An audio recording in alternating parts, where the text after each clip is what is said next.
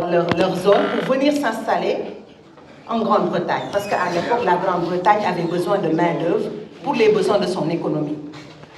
Donc, en faisant tache d'huile, cette révolution industrielle dans les autres pays européens, que ce soit en France, que ce soit également en Belgique, que ce soit en Allemagne, donc ça a amené une dispersion de la population européenne pour les besoins de l'économie, mais également pour satisfaire d'autres besoins liés à l'industrie, que ce soit l'industrie de la vapeur, l'industrie ferroviaire, etc., etc. Donc, ça a amené une distribution de la division du travail parce qu'il y avait des régions qui sont spécialisées, par exemple, dans la motorisation, d'autres régions qui sont spécialisées dans d'autres formes d'industrie et ça a amené une distribution vraiment de la répartition de la population à l'échelle de l'Union, à l'échelle européenne. Donc, tout ça pour vous dire que, de manière très rapide et de manière succincte, pour vous dire que la mobilité a participé à la création de beaucoup de territoires, grâce aussi à la division internationale du travail, avec la spécialisation de différents pays dans différents domaines de l'économie. Est-ce que je me fais comprendre? D'accord? Donc ensuite, l'histoire des mobilités, encore une fois, se confond avec la formation de l'espace géographique par la distribution des individus. Donc cette distribution des individus, on l'a vu, a permis vraiment à des zones d'être plus peuplées que d'autres zones.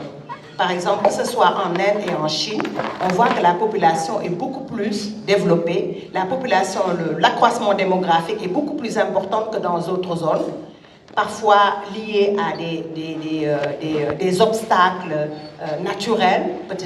Par exemple, dans les zones de montagne, on a moins de population, alors que dans les zones de plaine, vous l'avez vu quand vous étudiez la cartographie, dans les zones de plaine, les gens ont beaucoup plus tendance à s'installer. Donc cette mobilité-là, elle se poursuit grâce à des stratégies d'occupation de l'espace qui finalement font fi à des obstacles, font fi également à des ressources pour pouvoir vraiment vivre dans l'espace géographique. Ce qui veut dire que l'essor des mobilités spatiales sont en lien avec la formation de l'espace géographique et la distribution des habitants à l'échelle planétaire. Jusque-là, ça va? Si vous avez des questions, vous pouvez les poser là, comme ça je les réponds au fur et à mesure. D'accord? Vous écrivez juste sur un bout de papier. Maintenant, à part la révolution industrielle du 19e siècle, à partir du 20e siècle, par contre, on a assisté à ce qu'on appelle l'essor des mobilités. Pourquoi a-t-on assisté à partir du 20e siècle à l'essor des mobilités? Qui peut me dire quelque chose? C'est difficile d'interagir en amphi, mais bon, on va essayer. Parce que c'est un cours d'habitude interactif. Les gens, ils interviennent, on essaye parce que dans ma démarche d'enseignement, je suis dans l'interactivité. Donc, c'est pas un monologue, je m'assois et les gens écoutent. Donc, pourquoi assistons à l'essor des mobilités à partir du XXe siècle? Oui? Vous pouvez vous lever et parler un peu plus fort. Par contre, vous écoutez, sinon on ne va rien comprendre. Oui? Oui?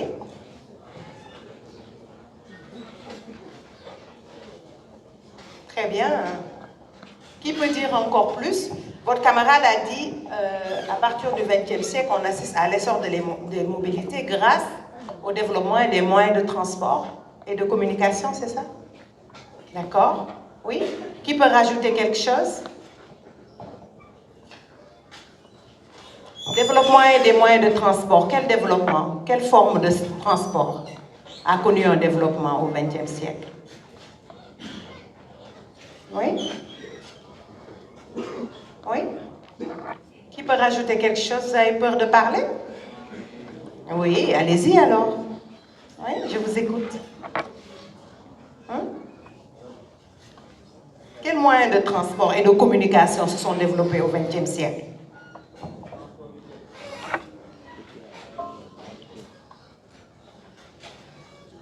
Devant? Oui? L'avion? Oui. Le développement ferroviaire? Ferroviaire, c'est le train. Voilà, le développement du train, mais également de l'avion. Aérien, oui. Hein? Le développement routier, d'accord. Ensuite, il y a également eu un développement qui s'est imposé quand même dans nos vies au XXe siècle. C'est quel développement? Oui? Ça a changé nos vies, hein, ce développement-là. Oui? Pardon?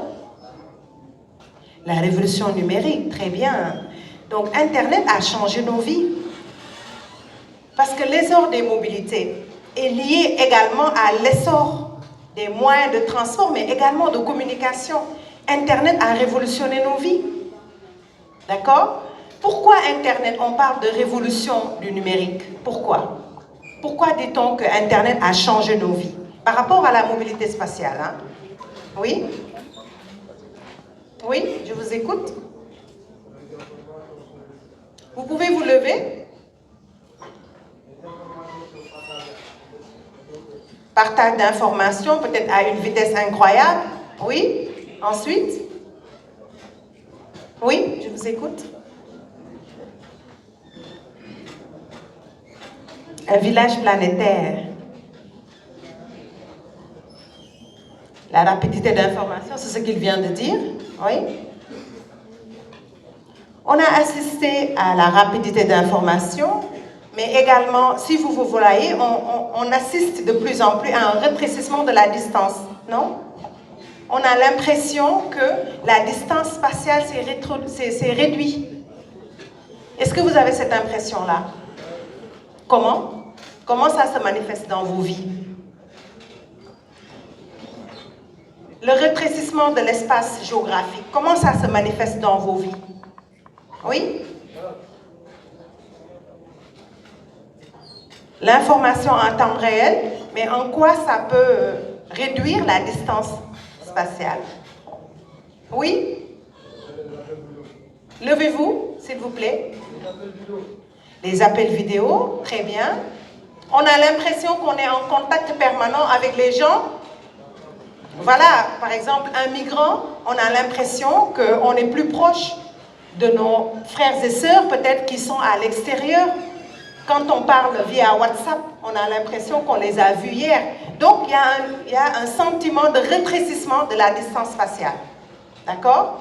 Et ensuite, maintenant, si on peut se rendre à Marseille en 5 heures de temps, on a également l'impression, et ça c'est une réalité, c'est même pas une impression, que la distance spatiale s'est réduite.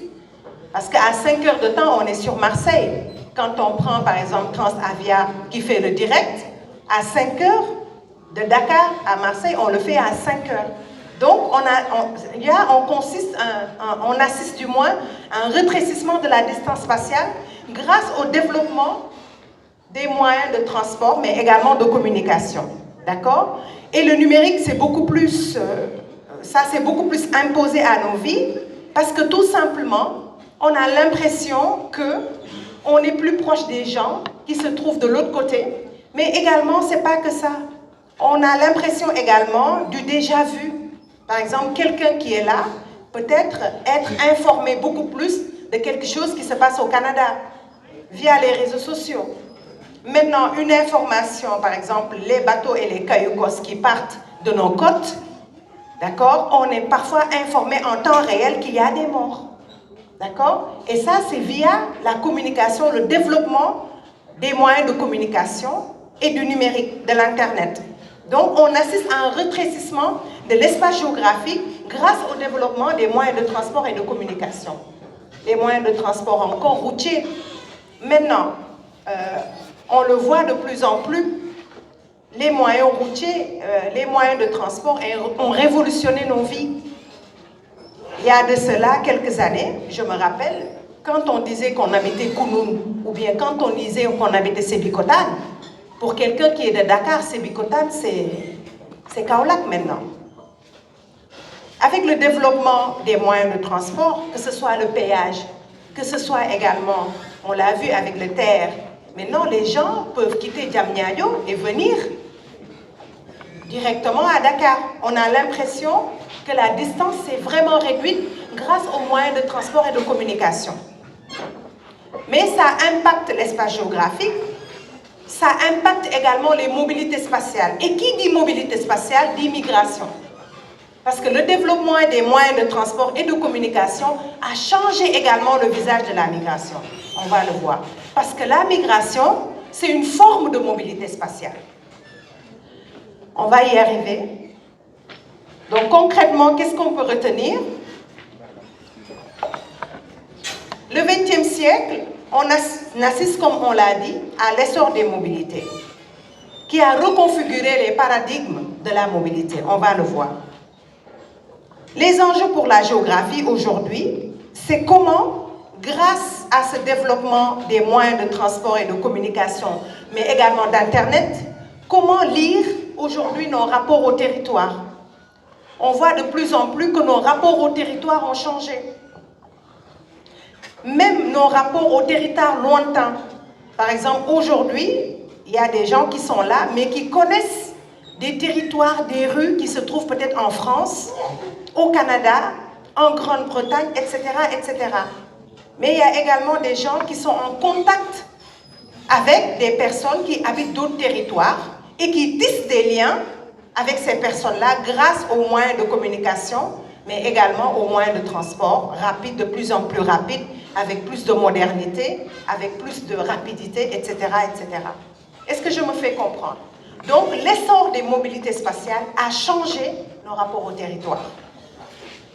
Et ça, c'est important parce que ces paradigmes-là vont vous suivre tout au long de votre cursus maintenant, parce que l'espace géographique a changé grâce à la mobilité spatiale, grâce également au développement des moyens de transport et de communication. L'espace géographique en tant que tel a changé. Ça a changé d'autant plus que maintenant, ce qu'on appelle notre bassin de vie, est-ce que vous comprenez le concept de bassin de vie?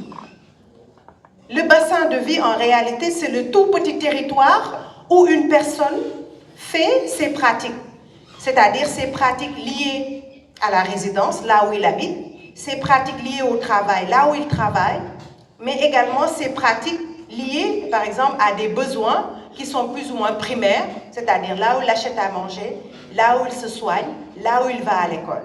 Donc, avec l'essor de la mobilité, on assiste à on va dire, à une augmentation ou bien à une reconfiguration de ce bassin de vie-là. Parce que le bassin de vie aujourd'hui de l'individu a évolué. Aujourd'hui, les gens peuvent habiter à Dakar et travailler, par exemple, à Saly. Et vice-versa, il y a des gens qui quittent Mbour tous les jours pour venir travailler à Dakar. Avant, c'était difficile parce qu'il n'y avait pas le péage. D'accord? Les gens prenaient beaucoup de voitures, par exemple beaucoup de 7 places, parfois c'était des cars, etc., pour venir jusqu'à Dakar. Donc c'était pratiquement très difficile d'habiter Mbour et de venir travailler à Dakar. Mais aujourd'hui, grâce à l'essor des mobilités, avec tout ce qui est aménagement routier, avec le péage, mais avec le TER, mais plus récemment avec le BRT, on a la possibilité de joindre des espaces qui autrefois étaient lointains. Et c'est valable parce que là, on est à l'échelle d'un pays sous-développé comme le Sénégal. Bon, on va dire pays émergent, n'est-ce pas? D'accord? Parce que sous-développé, c'est un peu dur quand même, vu que voilà, il y a des choses qui se passent. Mais quand on va dans d'autres pays, par exemple, quand on va en France ou bien en Espagne ou bien voilà, dans d'autres pays développés, on voit bien que, par exemple, ne serait-ce qu'à l'échelle de la métropole parisienne, il y a beaucoup de gens, par exemple, qui quittent Aubervilliers ou qui quittent Bondy, qui sont très loin dans le 93 pour venir travailler dans le 11e. Parfois, c'est des distances, par exemple, d'1 heure de temps que les gens mettent, mais ils le mettent par des métros, via le RER, qui est très rapide et qui permet à ces gens-là de pouvoir se déplacer très rapidement et de pouvoir accéder à des aménités là où c'était difficile auparavant. Donc tout ça pour vous dire que les mobilités spatiales ont été réformées par l'essor vraiment des moyens de transport, mais également de communication et surtout Internet, mais également tout ce qui est aménagement routier, tout ce qui est aménagement aérien, mais aménagement aéroportuaire, mais également ferroviaire. D'accord? Tout ça pour vous dire qu'aujourd'hui, nos rapports au territoire ont complètement changé. On peut habiter Sébikotane, encore une fois, venir travailler à Dakar. On peut habiter Mbour, venir faire cours à Dakar. Et avant ça, c'était, je ne dirais pas impossible, mais c'était difficile. Mais là, aujourd'hui, on peut le faire. Si vous voyez le développement de Dakar aujourd'hui, par exemple, les zones comme Rufisque, Kounoune, aujourd'hui Ndiakhirat, aujourd'hui Keur Ndiaye Lo, donc toutes ces zones-là étaient, je me rappelle, en 2008, les terrains coûtaient presque 500 000. Mais là, le terrain à 150 mètres carrés, on te dit 10 millions, le terrain nu. Donc tout ça pour vous dire qu'aujourd'hui, l'essor de ces mobilités-là, avec le péage, on se dit c'est tellement facile maintenant d'accéder, donc entre guillemets tellement facile parce qu'il y a toujours les embouteillages et il suffit qu'il y ait un accident pour que le péage soit bloqué, mais n'empêche, ça a amené quand même un développement de nos rapports au territoire. On peut habiter loin tout en travaillant plus près. Donc ça, c'est juste un aspect. L'autre aspect, et ça c'est important de le noter, l'autre aspect c'est on peut faire plusieurs choses à la fois. Je m'explique. On peut être aujourd'hui dans un train, d'accord, participer à une conférence en direct, d'accord, et pouvoir se déplacer en même temps. Est-ce que je me fais comprendre? Donc ça veut dire qu'on assiste aujourd'hui à ce qu'on appelle la réversibilité, et ça il faut le noter, la réversibilité de la mobilité. Ça veut dire aujourd'hui les gens ont la possibilité de faire plusieurs pratiques en même temps, grâce à l'essor des moyens de transport et de communication. On peut être dans un train, c'est-à-dire on peut commettre une mobilité dans l'espace, connaître une mobilité aussi via les réseaux de communication, participer à une réunion en audiovisuel, d'accord, une visioconférence à l'autre bout du monde. Et tout en étant dans le train qui nous amène dans un autre espace. C'est-à-dire la réversibilité de la mobilité, faire des choses plusieurs fois en même temps, ces choses-là sont permises par l'essor de la mobilité spatiale. C'est ce qu'on appelle la réversibilité de la mobilité. Quand je vous pose la question à savoir qu'est-ce que la réversibilité de la mobilité spatiale, c'est le fait aujourd'hui qu'on a la possibilité de faire plusieurs pratiques de mobilité en même temps, dans une échelle temporelle, parfois très très courte. D'accord? C'est ça la réversibilité, avoir la possibilité de faire plusieurs pratiques en même temps grâce à l'essor des moyens de transport et de communication. Jusque-là, ça va? Voilà. Si ce n'est pas clair, je veux revenir là-dessus.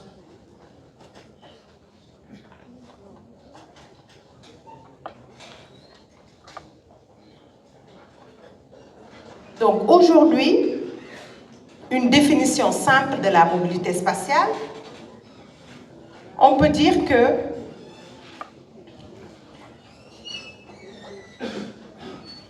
au-delà d'un accord étymologique autour de ce qui peut être mu, c'est quel verbe? C'est quel verbe mu? Au-delà de ce qui peut être mu, c'est quel verbe? Pardon? Hein? C'est quel verbe? J'entends pas. Mouvoir. Qu'est-ce que ça veut dire mouvoir? Se mouvoir, c'est se déplacer dans l'espace. D'accord? Donc, étymologiquement parlant, la mobilité renvoie à ce qui peut être mu. D'accord? Ou de la qualité de ce qui peut être mu, qui varie selon les disciplines. Parce que la mobilité, on le trouve partout dans les disciplines. Mais nous, géographes, ce qui nous intéresse, c'est la mobilité spatiale. Qui dit mobilité spatiale, dit mobilité géographique, c'est-à-dire le déplacement dans l'espace. C'est ça qui nous intéresse, nous, géographes. Mais il y a un cours que fait Madame Pouy autour de la mobilité sociale, c'est-à-dire le fait de gravir des échelons à l'échelle sociale, la capacité de se mouvoir à l'échelle sociale, c'est ce qu'on appelle la mobilité spatiale. Mais nous, ce qui nous intéresse, c'est la mobilité spatiale. Pardon, j'ai dit la mobilité sociale. Hein. C'est la capacité de se mouvoir dans différentes échelles sociales. C'est ça la mobilité sociale. Mais ça ne nous intéresse pas. Ce qui nous intéresse, nous, c'est la mobilité spatiale. C'est la capacité de se déplacer dans l'espace géographique. Nous, c'est ce qui nous intéresse.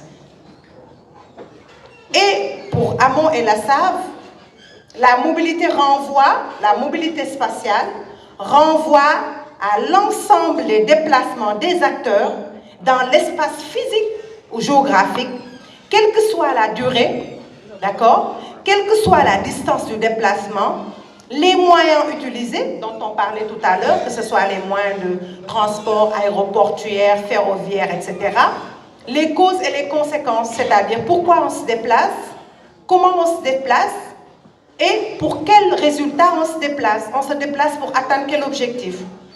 Donc c'est ça qui nous intéresse, nous, par rapport à la mobilité spatiale. Donc c'est l'ensemble des déplacements des acteurs. Donc on est tous acteurs. Hein. Un acteur, c'est quelqu'un, voilà, qui agit dans l'espace. C'est ça qu'on appelle un acteur. Donc c'est les déplacements des acteurs dans l'espace physique ou géographique, quelle que soit la durée. Donc on parle de durée, on va y revenir tout à l'heure, parce que la mobilité, elle peut être courte, elle peut être longue, c'est ça qu'on appelle la migration. Quand la mobilité est longue, on appelle ça la migration. On va y revenir tout à l'heure. D'accord? Donc la distance, on peut faire une mobilité interne, on peut faire une mobilité internationale. Quand on fait une mobilité internationale, c'est ça la migration aussi. On va y revenir tout à l'heure. Donc quelle que soit la distance, quelle que soit la durée, quelles que soient les causes et les moyens utilisés, c'est ça qu'on appelle la mobilité spatiale. Jusque-là, ça va? Très bien. Oui? Pardon? Répétez la définition. Donc, la mobilité, encore une fois, c'est l'ensemble des déplacements des acteurs. Qu'est-ce qu'un acteur? C'est une personne qui agit dans l'espace. D'accord? L'ensemble des déplacements. Donc, ce qui renvoie à la capacité de se mouvoir. Donc, on a tous la capacité de se mouvoir, de nous mouvoir, c'est-à-dire de nous développer, de nous déplacer, de nous déambuler, d'accord, au sein de l'espace géographique. Donc, c'est cet ensemble de déambulation, cet ensemble de déplacements qu'on appelle la mobilité, d'accord? Donc, ça concerne les acteurs, nous tous. Quelle que soit la durée, on peut se déplacer pour une courte durée comme une longue durée, d'accord? On peut se déplacer aussi par plusieurs moyens. Ça peut être des moyens, on peut déplacer par le train, on peut se déplacer par l'avion, on peut se déplacer par la voiture, etc., par le vélo, par pied. Donc, c'est ça les moyens utilisés. Les causes, donc je me déplace parce que j'ai besoin d'accéder à une ressource, je me déplace parce que je vais à l'école, à l'université, je me déplace parce que je vais voir ma mère, je me déplace parce que je vais résider dans un autre lieu, etc., etc. Les causes. Les conséquences, ça peut être plusieurs choses, d'accord? Je me déplace parce que, voilà, ça pose la question de la mobilité résidentielle comme conséquence. Donc, je me suis déplacée. Je me déplace d'un pays à un autre. Donc, ça, c'est la migration internationale. On va le voir tout à l'heure. Donc, ce qu'il faut retenir, c'est juste ces ensembles de déplacements des acteurs au sein de l'espace géographique. Je pense que j'ai été claire. Ensuite, donc là, je ne sais pas si vous arrivez à voir, mais je vais reprendre le PowerPoint peut-être au camp Jérémy. C'est dommage, mais je vais le lire. Donc, ce que vous voyez sur le tableau, c'est... donc, en haut, vous avez... Écoutez, s'il vous plaît. Donc, en haut, vous avez, pour la première colonne, vous avez ce qu'on appelle des temporalités courtes, c'est-à-dire le temps court. Ensuite, vous avez tout en haut en gris, ce qu'on appelle des temporalités longues. D'accord? Et sur votre, je sais pas, sur votre gauche ou droite, vous avez interne à un bassin de vie et externe à un bassin de vie. Donc, je m'explique. Quand la mobilité, écoutez bien, hein, c'est important, quand la mobilité s'effectue à l'échelle d'un bassin de vie, on appelle ça mobilité quotidienne. Quand la mobilité s'effectue à l'échelle d'un bassin de vie, sur une temporalité courte, c'est ça qu'on appelle la mobilité quotidienne. Mobilité quotidienne au quotidien. Faire des mobilités au quotidien. D'accord? C'est-à-dire quoi? À l'échelle d'un bassin de vie, je l'ai dit tout à l'heure, qu'est-ce qu'un bassin de vie? C'est le tout petit territoire d'une personne, c'est-à-dire là où la personne habite, là où il va acheter à manger, là où il va plus ou moins enseigner, plus ou moins apprendre, etc. Là où il fait ses besoins primaires. Se soigner, manger, résider. au sein d'un bassin de vie. Quand la temporalité est courte, c'est ça qu'on appelle la mobilité quotidienne. Donc, il faut faire le croisement des deux, c'est-à-dire interne à l'échelle d'un bassin de vie, mais également sur une temporalité courte. C'est ça qu'on appelle la mobilité quotidienne. Est-ce que je me fais comprendre? Je m'explique. Donc, quand la mobilité est interne à l'échelle d'un bassin de vie et se fait sur une temporalité courte, c'est-à-dire sur un temps court, c'est ça qu'on appelle la mobilité quotidienne. C'est clair, non? À l'interne d'un bassin de vie, sur une temporalité courte, c'est ça qu'on appelle la mobilité quotidienne. D'accord? Quand toujours c'est interne à un bassin de vie, et ça se fait sur un temps long, c'est ça qu'on appelle la mobilité résidentielle. Quand c'est toujours interne à un bassin de vie, et ça se fait sur une temporalité longue, c'est ça qu'on appelle la mobilité résidentielle. Ça veut dire quoi? Ça veut dire, je quitte, par exemple, j'habite point E, ou bien j'habite à l'université. Maintenant, pendant les vacances, je vais essayer sur une durée de 3 mois, résider, par exemple, à Guédiawaye, ou bien résider à l'interne de mon bassin de vie. C'est ça qu'on appelle la mobilité résidentielle. D'accord? Donc là où je fais mes besoins primaires, je quitte un logement pour venir habiter dans un autre logement. Et ça, je pense que l'essentiel des étudiants connaissent cette mobilité résidentielle-là. Par exemple, il y en a qui habitent à Claudel pendant 6 mois. D'accord? Quand l'année universitaire est clôturée, ces mêmes personnes vont venir habiter dans les lieux où ils avaient leurs besoins, c'est-à-dire, par exemple, ils habitaient Thiaroye, Guédiawaye, etc., ou bien Dakar, Sicap, etc. Mais c'est à l'intérieur de leur bassin de vie. Est-ce que je me fais comprendre? Sur une temporalité longue. C'est-à-dire, au lieu de faire ça quotidiennement, si je fais ça, des déplacements quotidiens, ça s'appelle la mobilité quotidienne.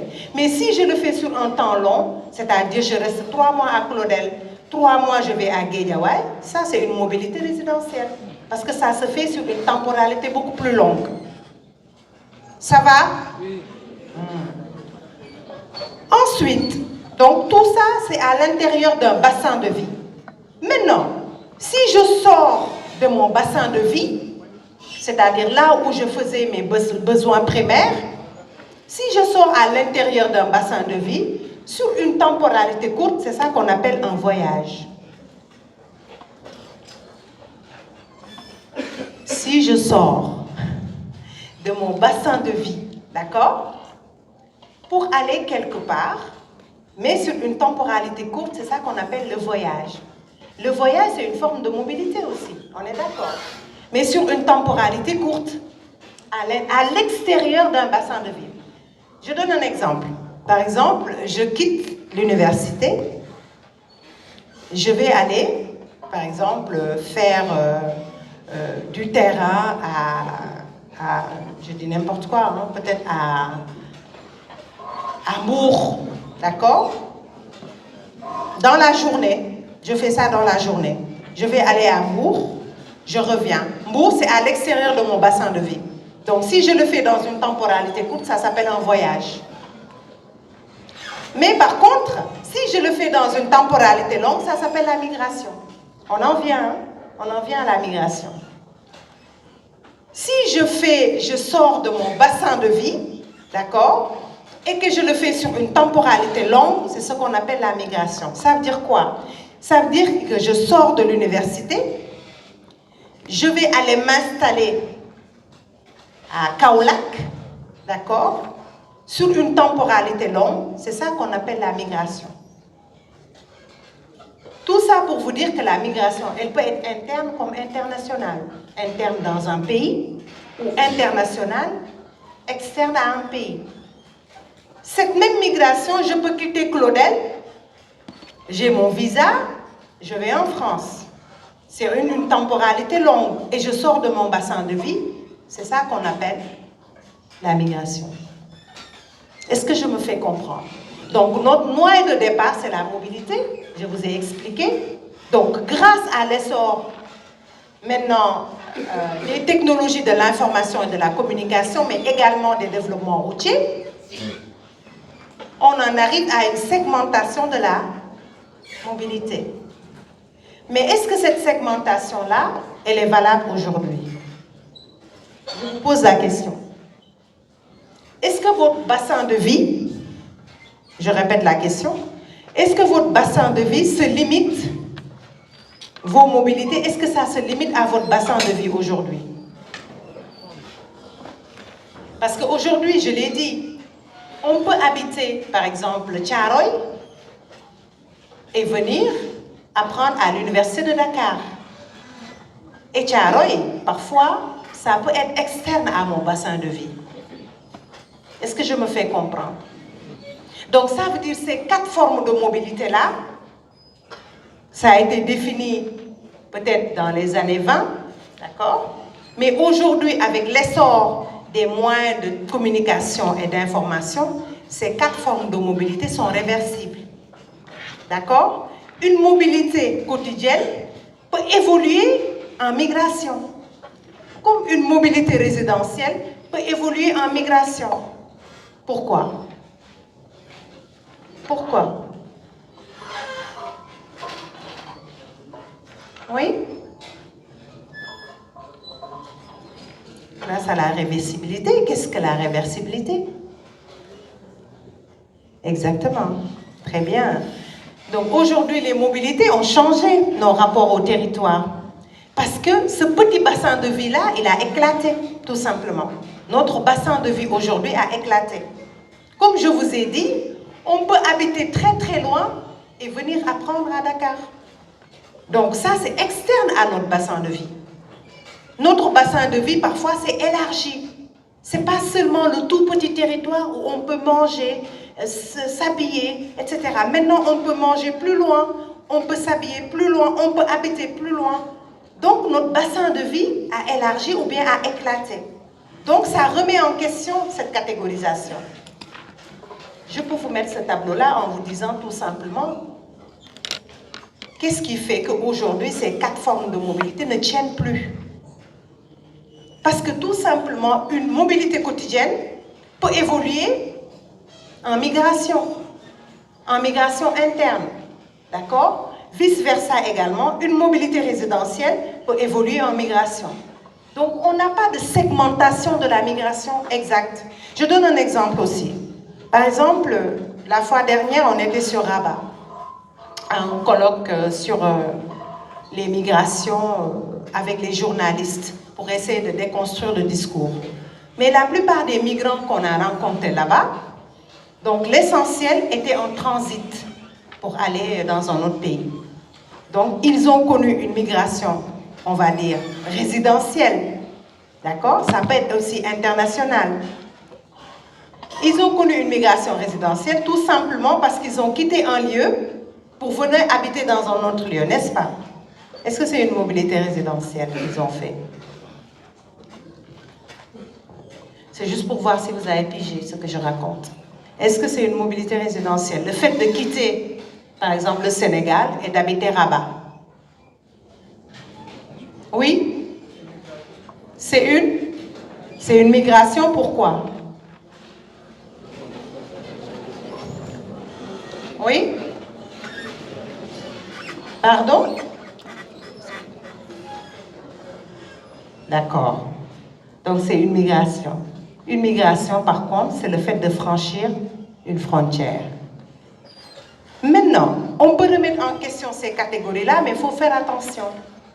Parce que ces catégories-là existent toujours. Mais c'est seulement notre bassin de vie qui a augmenté. D'accord? Parce qu'on peut faire des voyages sur une même journée. On peut faire des mobilités sur une même journée.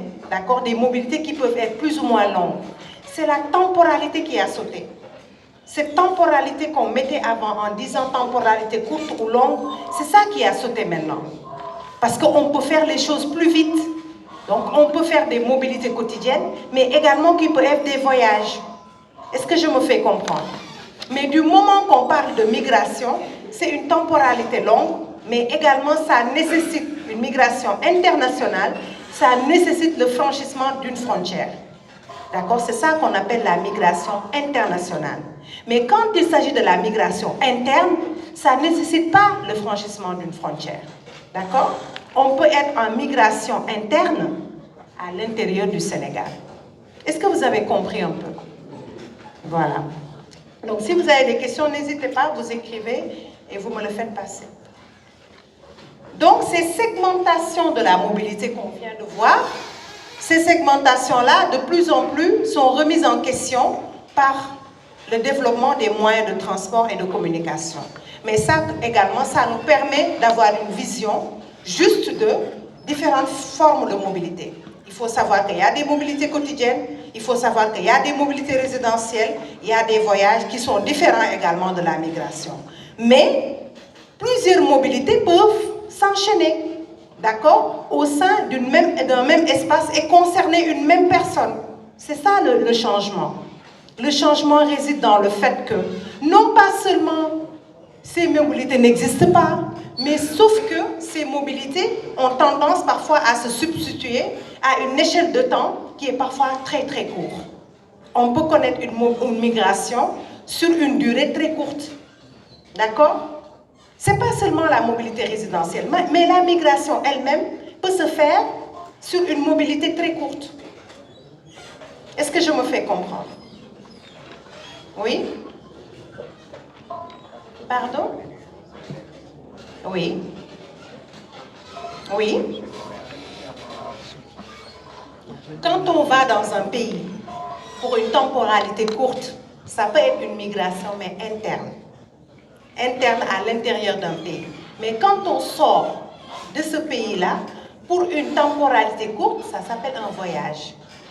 Parce que la migration, c'est autre chose. On va le voir tout à l'heure, parce que pour qu'il y ait migration internationale, il faut qu'il y ait une durée. D'accord? Au Sénégal, il faut rester au moins 6 mois à l'échelle de ce territoire-là pour être considéré comme un migrant. Alors cette variation-là diffère d'un pays à un autre. Par exemple, au Ghana, c'est 3 mois. Au Sénégal, c'est 6 mois. En France, c'est plus de 6 mois. Vous comprenez? Donc ça dépend des pays. C'est pour cela que je reviens à notre catégorisation. Elle est bien existante, cette catégorisation, mais notre bassin de vie a changé. C'est ce qu'il faut comprendre. On peut connaître plusieurs mobilités en même temps. On peut connaître aussi une mobilité sur une temporalité courte qui peut être aussi une migration. Par exemple, aujourd'hui, grâce aux moyens de transport et de communication, on peut faire, par exemple, Dakar-Kaolack en une journée. Donc, c'est une mobilité quotidienne. D'accord? Mais c'est une temporalité courte. Et pourtant, c'est un voyage en même temps. Est-ce que je me fais comprendre? Donc, on peut sortir de notre bassin de vie.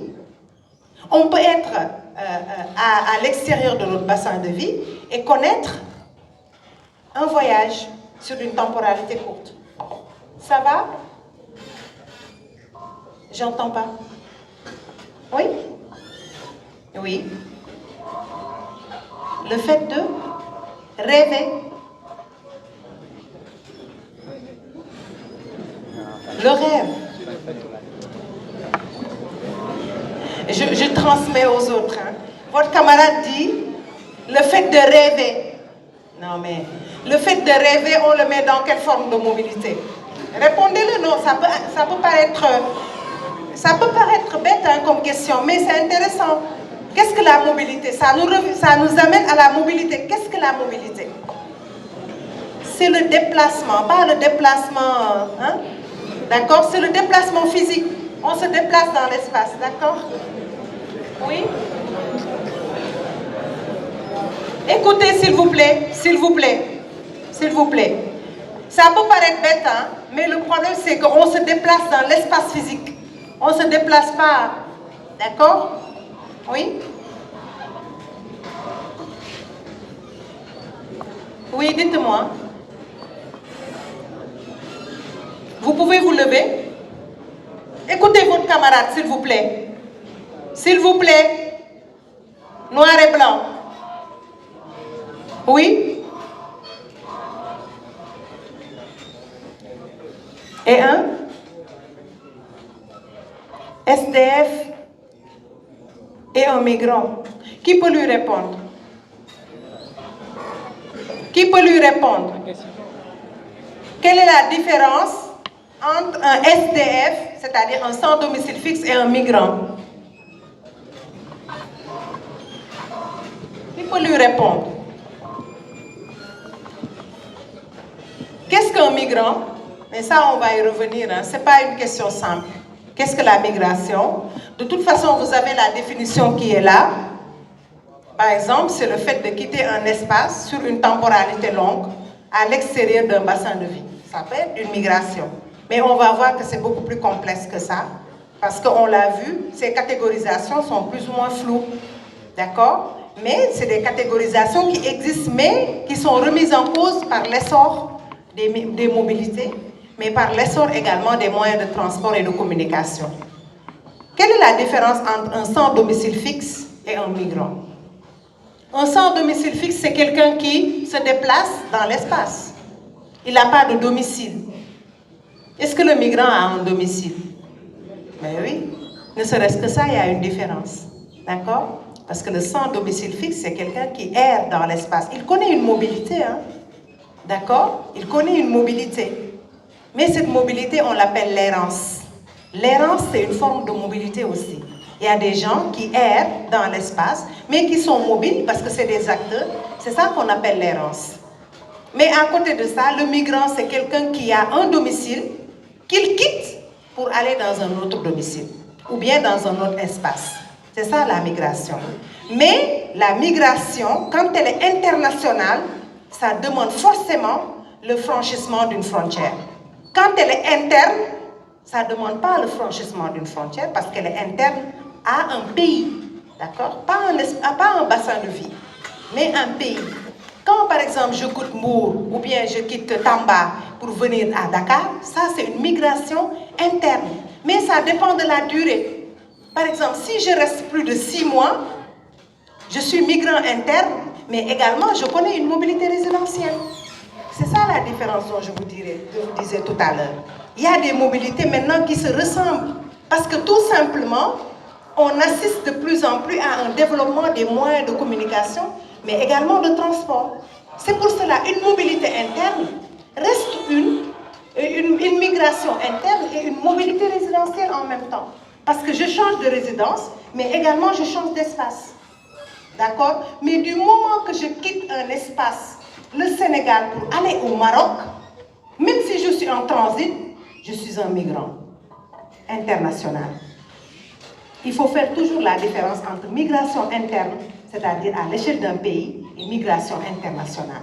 Donc la plupart des gens aujourd'hui traitent de migration internationale. On parle de migrants. Mais on peut être migrant à l'intérieur d'un même espace, d'un même pays. Il suffit juste de changer de zone. C'est ça les migrants internes et les migrants internationaux. Est-ce que je me fais comprendre? Il faut faire toujours la différence entre cette migration interne-là et cette migration internationale qui nécessite le franchissement d'une frontière. Oui?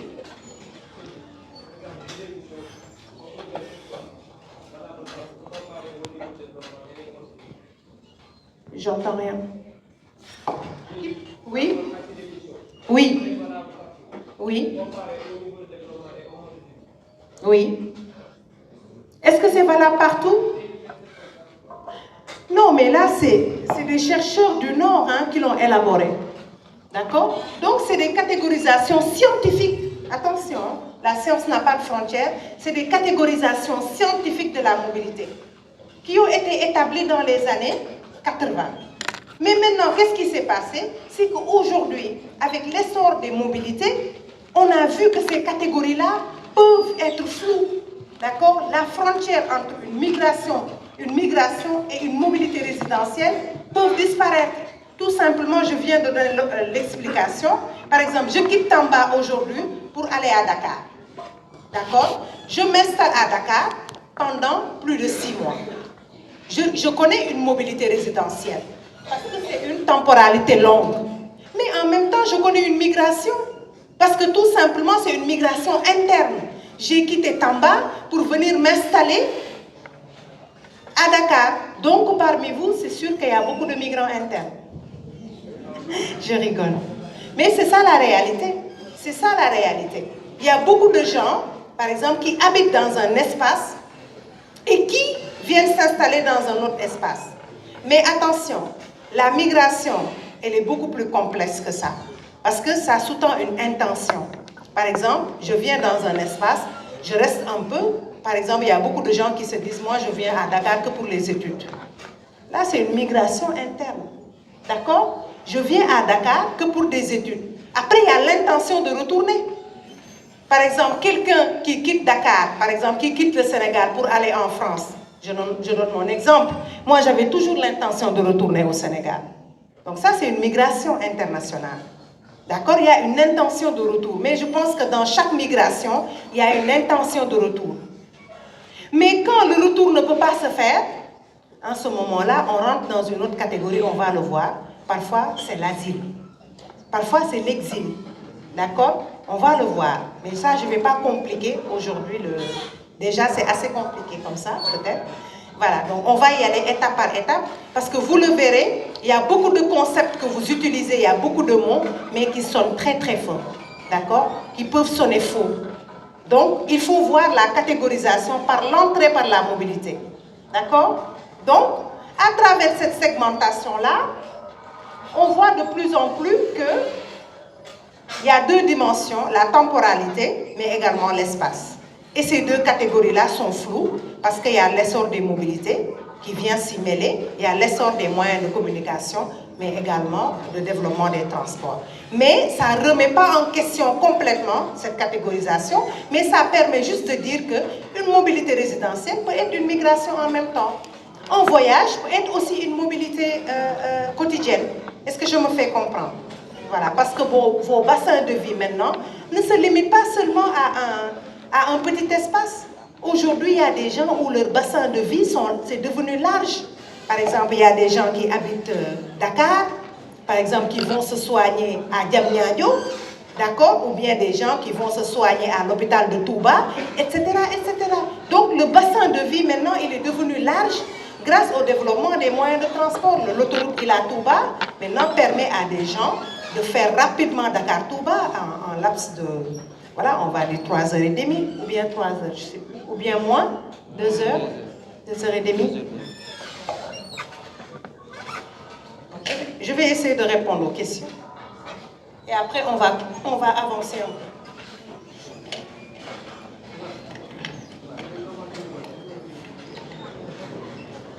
Alors, je vais regarder les questions de vos camarades.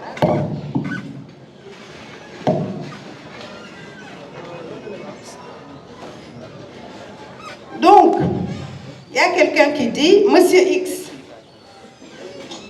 quitte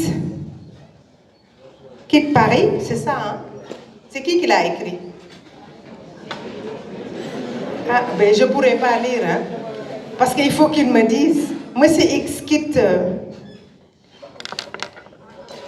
je ne sais pas, le Saint-Ouen, c'est ça, Paris, quitte Dracy pour aussi Paris, seulement laquelle des deux a effectué une mobilité résidentielle? Ça dépend. Ça dépend, ils vont rester combien de temps? Parce que si c'est une mobilité quotidienne, ça veut dire que c'est une temporalité courte. Tu y vas, tu y viens, tu reviens dans la journée. Mais si tu restes encore, par exemple, plus de 3 mois, ça peut être une mobilité résidentielle. D'accord? Quand on reste au-delà de 3 mois, vraiment, on a changé de maison. C'est une mobilité résidentielle. D'accord? Alors qu'une mobilité de quotidienne, on peut aller 2 jours après, on revient, etc. Donc ça, c'est une mobilité quotidienne. D'accord? C'est le quotidien. Mais quand on reste encore plus longtemps, c'est une mobilité résidentielle. J'espère que j'ai répondu à la question.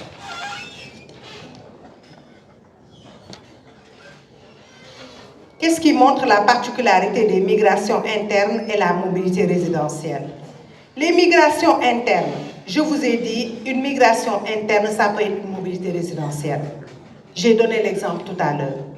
D'accord? Quelqu'un, par exemple, qui quitte Dakar pour s'installer, par exemple, à Thiès, il s'installe, il prend ses bagages, il change de maison complètement pour s'installer. Ça, c'est une mobilité résidentielle. Ça reste une migration interne parce qu'il a quitté un lieu, une région, pour s'installer dans une autre région. C'est une migration interne. d'accord, qui est en même temps une mobilité résidentielle. C'est pour cela que je dis la segmentation est devenue floue de plus en plus. D'accord? Voilà. Est-ce que je me fais comprendre? Qu'est-ce qu'on peut dire? Est-ce qu'on peut dire que la différence entre migration interne et internationale est le franchissement d'une frontière? Oui, oui, tout à fait, tout à fait. Du moment qu'on franchit une frontière, on n'est plus dans une mobilité, dans une migration interne. On est dans une migration internationale. Donc la migration interne, sachez-le, c'est quand je quitte Dakar, d'accord, je m'installe définitivement, par exemple, dans une région, dans une autre région, ou bien l'inverse. En réalité, la mobilité interne, la migration interne au Sénégal, c'est beaucoup plus, par exemple, les gens qui quittent le bassin arachidien pour venir s'installer à Dakar. Ça, c'est les Baol. Pendant longtemps, les Modou, pendant longtemps, ont quitté le Baol, ont quitté le Kadior, ont quitté le Djolof pour venir s'installer à Dakar. Ils sont devenus des vendeurs à la sauvette, ils sont devenus pas mal de choses, etc., etc. Et cette migration interne-là a favorisé ensuite une migration internationale. Donc on parle de migration interne quand on quitte un bassin de vie pour venir s'installer dans un autre bassin de vie. Mais du moment qu'on franchit une frontière, ça devient une migration internationale. Est-ce que je me fais comprendre? Mais attention, ça devient une migration internationale si je reste longtemps là-bas. Mais si je ne reste pas longtemps là-bas, ça devient un voyage. D'accord? Voilà.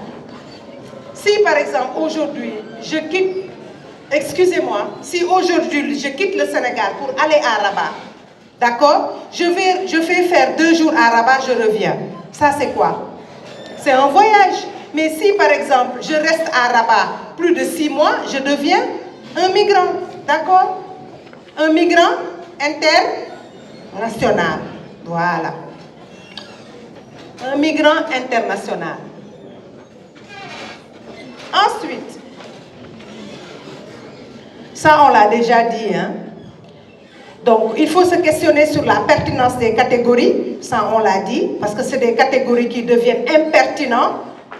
Excusez-moi, on revient s'il vous plaît. Derrière, on revient s'il vous plaît. Oui?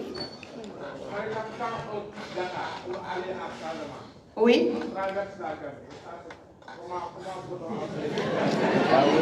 Écoutez. Écoutez. Oui? Je vous écoute. Écoutez, s'il vous plaît. Vous aussi. Oui? Oui? Oui? Oui? On est dans une migration interne.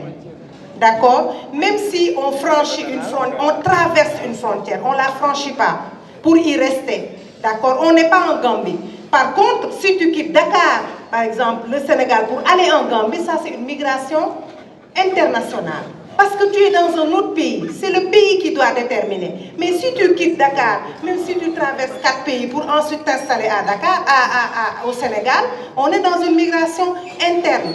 Mais ça devient une migration interne si tu restes un peu aussi dans cet espace-là. Parce que si tu ne restes pas longtemps, comment on l'appelle? C'est pas un voyage. Non, c'est pas un voyage. Oui? C'est quoi? C'est un voyage, très bien. Vous aviez raison, bravo. C'est un voyage.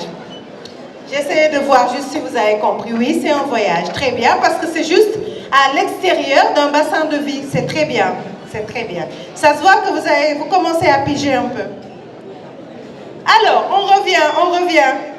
Donc, on a parlé de l'évolution de la distance, on a parlé de la réversibilité de la mobilité.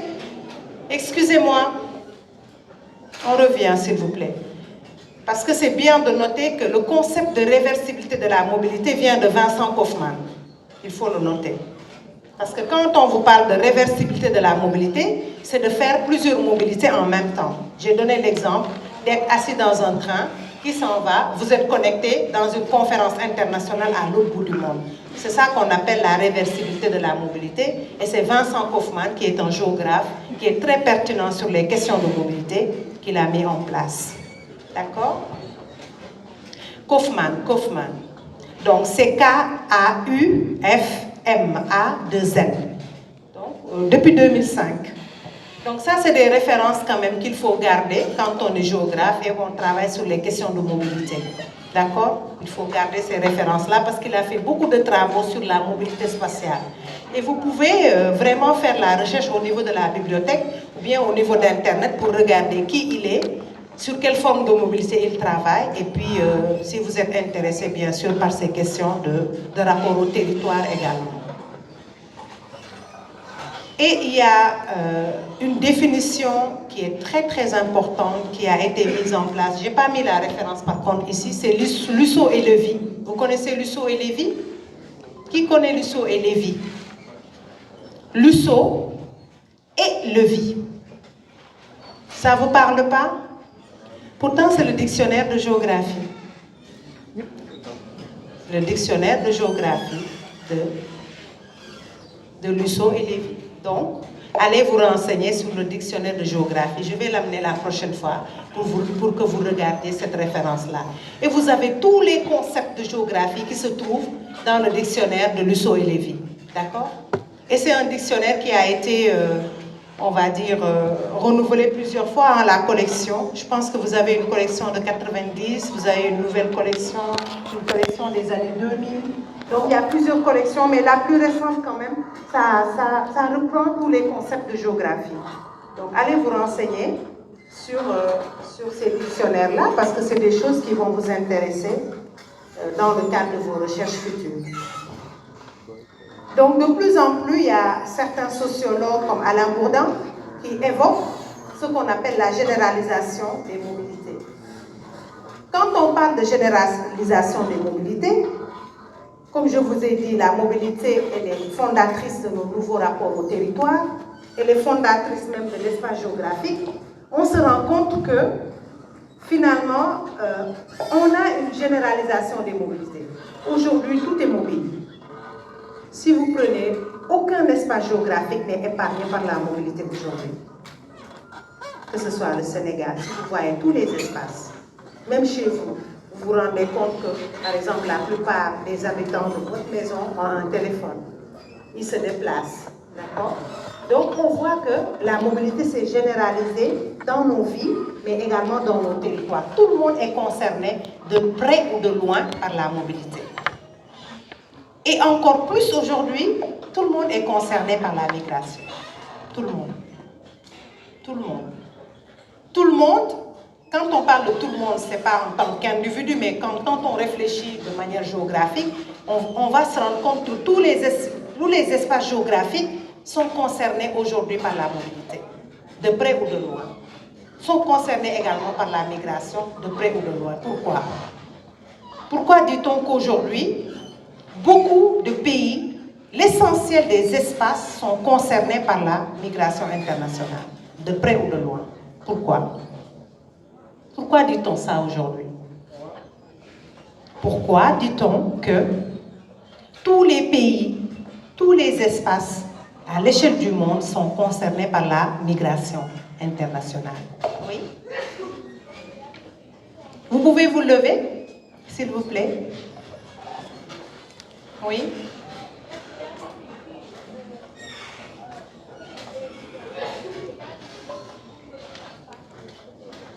Exactement. Exactement, c'est très très bien. Par exemple, en fait, aujourd'hui, l'essentiel des pays sont soit des pays de départ, des pays d'accueil, mais également quel pays il y a? On a des pays de départ, des pays d'accueil, et quel pays encore? On a des pays de transit, c'est très bien. On a des pays de passage, d'accord? On a des pays d'installation temporaire. Donc tout le monde, je pense, est concerné, tous les pays sont concernés de près ou de loin par la migration internationale, soit comme pays d'accueil, d'accord, comme pays de transit, comme pays de passage, même comme pays de, par exemple, où on met les centres de détention. Il y a des pays, par exemple, à l'échelle de l'Italie, il y a des espaces comme Lampedusa qui sont spécialement dédiés à des camps de rétention. Toute une ville où il n'y a que des camps de rétention, c'est Lampedusa. Lampedusa, c'est une petite île en Italie qui est concernée, où on a mis que des centres de rétention, des tentes, etc., pour vraiment stocker les migrants. On va le voir. De toute façon, avec ce cours-là, vous verrez qu'il y a beaucoup d'images. Il y a même un reportage qu'on va partager. C'est pour cela qu'il faut qu'on change de salle, parce que ce n'est pas possible. Parce qu'il faut qu'on fasse des projections, il faut qu'on interagisse entre nous. Donc là, la salle, elle est un peu plus grande. On va essayer de nous contenir. Comme ça, il y aura beaucoup plus d'interactivité, parce qu'il y a un reportage que vous allez suivre. On va changer, on va échanger. Donc pour que vous... Voilà. Donc tout ça pour dire qu'on revient à nos moutons. Tout ça pour dire que maintenant, on est concernés tous de près ou de loin par la mobilité spatiale. Ça peut être une migration, ça peut être une mobilité résidentielle, ça peut être une mobilité quotidienne, ça peut être un voyage, etc. etc. D'accord? Donc, la mobilité spatiale, elle est devenue fondatrice de nouveaux rapports à l'espace géographique. Parce que ça recompose les pratiques et les valeurs assignées au lieu géographique. Je m'explique. Parce que ça, c'est un point très important. On a dit que la mobilité est fondatrice de nouveaux rapports au territoire. Parce que pourquoi? Les nouveaux rapports au territoire, parce que maintenant les gens, ils ont la capacité de s'approprier des territoires qu'ils ne pouvaient pas avant. Ça, on l'a dit tout à l'heure. Par exemple, il y a des territoires qui étaient très lointains, qui n'avaient pas de connexion avec d'autres espaces. Donc les gens ne pouvaient pas vraiment se déplacer comme ils voulaient, ne pouvaient pas habiter en un espace, venir travailler dans un autre, etc. Mais maintenant, avec l'essor, ça peut se faire. C'est pour cela la mobilité, elle est devenue fondatrice de nouveaux rapports au territoire, parce que nos pratiques à l'espace se sont recomposées. On a la possibilité de faire plusieurs pratiques en même temps, de les faire de manière différente, avec plusieurs espaces, etc. C'est ce qu'on dit que... C'est pour cela qu'on dit que la mobilité est fondatrice de nouveaux rapports à l'espace. Par exemple, quand je vous poserai la question en disant pourquoi dit-on que la mobilité est devenue fondatrice de nouveaux rapports au territoire, vous pouvez être capable de me dire ça. En convoquant plusieurs aspects, en disant que maintenant on a la possibilité d'aller là où on ne pouvait pas, vous donner des exemples concrets de votre quotidien, des exemples que vous avez vus. C'est pour cela que ce cours nécessite quand même une culture générale, même pas de culture très approfondie, même des observations, des évolutions que vous voyez, vous les convoquez et ça vous permet vraiment de dérouler votre intitulé. Donc, la mobilité est fondatrice de nouveaux rapports, mais également des valeurs assignées au lieu géographique. Quand je dis valeurs assignées au lieu, ça veut dire quoi? Les valeurs qu'on assigne au lieu, c'est-à-dire les valeurs qu'on va donner à un espace. Par exemple, le fait de s'identifier à un espace. Maintenant, la mobilité permet de s'identifier à un espace. Pourquoi? Maintenant, on a la capacité, par exemple, d'être né ici, de s'approprier un espace ailleurs et de se sentir appartenir à cet espace-là grâce à la mobilité spatiale. Pourquoi? Pourquoi on peut dire ça aujourd'hui? Quels sont les éléments de réponse? Est-ce que vous m'avez compris d'ailleurs? Je m'explique encore. Donc ça veut dire pourquoi aujourd'hui, par exemple, il y a beaucoup de gens, par exemple, qui se sentent appartenir à plusieurs espaces. Pourquoi? Par exemple, il y en a qui se sentent aujourd'hui sénégalais, mais qui ont des appartenances, par exemple, au PSG, qui peuvent se sentir parisiens. D'accord? Il y en a également qui sont nés, par exemple, à Tamba, mais aujourd'hui qui adorent, par exemple, Kaolack. D'accord? Parce qu'ils ont la possibilité de s'approprier cet espace-là par plusieurs manières. Voilà, il y a des gens également qui habitent au Sénégal, mais qui adorent le Canada, Montréal, et pourtant ils n'ont jamais mis les pieds là-bas. Parce que tout simplement, ils ont eu la capacité, grâce à l'essor de ces mobilités, mais également aux moyens de transport et de communication, de pouvoir s'approprier cet espace-là. D'accord? De le connaître, de s'approprier cet espace. Par exemple, aujourd'hui, il y a beaucoup d'étudiants qui ont la capacité de quitter le Sénégal pour aller s'installer en France. ils développent des pratiques là-bas, ils se sentent parfois français, ils acquièrent la nationalité ou pas, ils essayent de... Vous comprenez? Donc, grâce à cette mobilité-là, les valeurs assignées au lieu, les identités changent. La mobilité change nos rapports au lieu, change nos identités également au lieu. Et ça, c'est important de le noter. Ça change les identités des gens. Parce que maintenant, les gens ont la capacité de s'identifier à plusieurs lieux, d'appartenir à plusieurs lieux, mais c'est grâce à cette mobilité-là. Parce que s'ils n'avaient pas connu ces espaces-là, ils ne pourraient pas se l'approprier.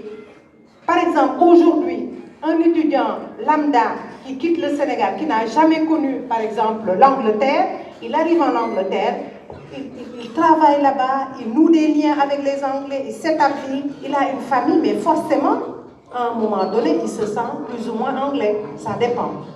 D'accord? Donc, ça change nos identités finalement. Ça ne change pas seulement nos rapports au territoire, mais ça change les identités aussi. Les appartenances. Maintenant, il y a des gens qui se sentent appartenir à plusieurs espaces. Ils ne se sentent pas seulement sénégalais. Il y a des gens même qui se sentent citoyens du monde, grâce à cette mobilité-là. D'accord? Par exemple, il y a plusieurs gens, par exemple les Guinéens, par exemple, qui quittent la Guinée pour s'installer pendant longtemps au Sénégal. Ça, par contre, c'est une migration comment? Internationale, les Guinéens, parce qu'ils ont franchi une frontière. D'accord? Ils viennent s'installer au Sénégal, mais il y en a beaucoup aujourd'hui qui se sentent sénégalais. N'est-ce pas? Ils se sentent sénégalais et c'est valable, non pas seulement pour les Guinéens, mais on a des Maliens, on a également l'inverse, des Sénégalais qui ont quitté le Sénégal. Grâce à cette mobilité-là, ils ont pu s'installer en Guinée, mais aujourd'hui, ils se sentent Guinéens. Il y en a qui se sentent Guinéens, mais toujours en gardant leurs racines sénégalaises. Donc, on a des doubles appartenances. On a même parfois des triples appartenances. Et ça, c'est permis par la mobilité. Ça, c'est permis par la migration. Et ça nous permet également d'enclencher également sur que la migration aussi remet en cause des identités. D'accord? Parce qu'on n'appartient pas seulement maintenant à un seul lieu. Il y a beaucoup de gens qui se sentent appartenir à plusieurs espaces. L'exemple des Guinéens est là. C'est un exemple qui est patent au Sénégal. Vraiment. Et par contre, il y a même des mélanges. Des appartenances que Hussein Abdelkirch appelait ce qu'on appelle des appartenances millefeuilles. D'accord? Le millefeuille identitaire. Il y en a qui ont des millefeuilles identitaires aujourd'hui. Et ça, c'est important de le montrer. C'est ce qu'on appelle aussi la créolisation. Et ça, c'est un concept assez compliqué. On n'ira pas jusque-là. C'est un concept sociologique pour dire que maintenant, avec la mobilité spatiale, les gens ont des doubles appartenances, voire des triples appartenances. On se sent appartenir à plusieurs espaces. Il y en a, par exemple, qui ont vécu pendant longtemps au Canada, qui ont vécu pendant longtemps aux États-Unis. Ils reviennent au Sénégal, mais ils ont une mentalité, une manière de faire américaine. Ils ont des logiques américaines, etc. Ils se sentent même appartenir à l'Amérique tout en étant des Sénégalais. Bon sang, bon temps, tout ce qu'on veut. D'accord? Voilà. Donc, ça veut dire que la mobilité aujourd'hui, que ce soit la mobilité ou bien la migration, d'accord, remet en question plus ou moins les identités individuelles. D'accord? On peut, la valeur assignée au lieu change. On peut avoir des valeurs positives pour plusieurs espaces, alors qu'avant, ce n'était pas ça. Avant, on était sénégalais, on n'avait pas la possibilité, on restait sénégalais. Par exemple, si on revient à la migration, je vous donne juste un exemple. Avant, la migration des Sénégalais en France se faisait ce qu'on appelle sur le système de la Noria. Noria, c'était quoi? Parce que dans les années 60, écoutez s'il vous plaît, dans les années 60, les gens de la vallée du fleuve Sénégal, et ça on le verra quand on va étudier la migration au Sénégal. Les gens de la vallée du fleuve Sénégal, qu'est-ce qu'ils faisaient? Par exemple, ils allaient en France, mais ils ne restaient pas longtemps. Ils allaient en France, après ils revenaient automatiquement.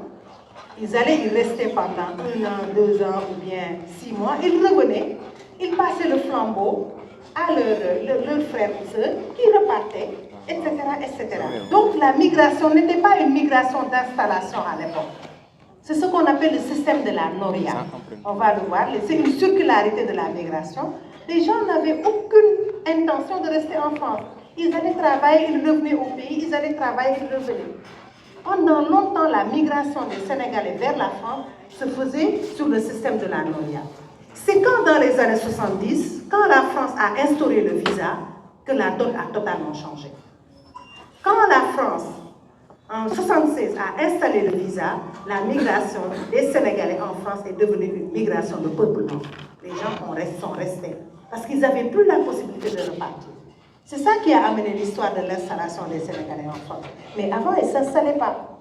D'accord? Juste pour dire que cette mobilité-là a changé nos rapports au territoire. Avant, ce n'était pas comme ça. Avant, les gens, par exemple, soit ils migraient, ils venaient, ils restaient, ils étaient pratiquement sénégalais, vraiment attachés à l'eux. Mais grâce à ces phénomènes, ces concepts, cette recomposition de la migration, etc., mais également aux enjeux géostratégiques et géopolitiques, les gens maintenant migrent pour rester, pour habiter, pour acquérir des citoyennetés. Parce que quand on acquiert parfois la citoyenneté d'un pays, on se sent plus ou moins appartenir à ce pays-là. Après, ça dépend des trajectoires des migrants. Hein? Ce n'est pas une science exacte. Ça dépend aussi des rapports que le migrant noue avec cet espace-là, mais également avec la population locale. Juste pour vous dire que la donne, elle a changé. Mais ça, on le verra après. Donc, quand on revient sur notre affaire, nous, ce qui nous intéresse aujourd'hui, c'est de voir que finalement, cette mobilité-là, elle a changé beaucoup de choses. Elle a changé d'une part nos rapports au territoire, mais elle a également changé nos identités et les valeurs qu'on assigne au lieu. Parce que quand on parle d'identité, on parle d'appartenance. Nous, géographes, ce n'est pas l'identité, le concept sociologique qui nous intéresse, mais c'est l'appartenance à un espace qui nous intéresse. Parce que nous, on raisonne en termes de perception, on raisonne en termes de rapport au territoire. Donc nous, c'est l'appartenance, les processus d'identification qui nous intéressent en tant que géographe. Jusque-là, ça va? Très bien. On continue. Donc, après avoir vu vraiment la mobilité spatiale sous différents angles, donc on a vu que la mobilité commence à évoluer, commence à changer. Mais maintenant, ce qui nous intéresse, c'est vraiment la migration. Donc, la migration, tenez-vous bien, la migration, c'est une forme de mobilité spatiale. Ça, au moins, il faut qu'on soit clair. On l'a vu, d'accord? Donc, dans le champ de la géographie, comment, finalement, cette mobilité, cette migration-là s'est imposée? Parce qu'avant, il n'y avait pas une géographie des migrations. Parce que la géographie des migrations, c'est petit à petit imposé.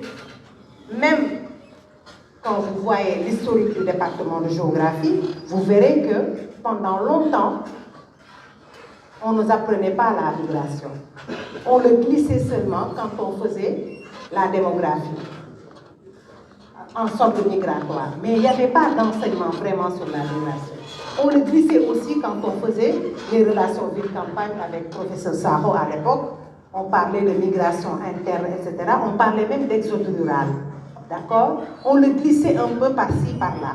Donc la migration vraiment n'était pas étudiée dans le champ de la géographie parce que tout simplement, on n'avait pas conscience vraiment de l'appréhender comme une forme de mobilité spatiale.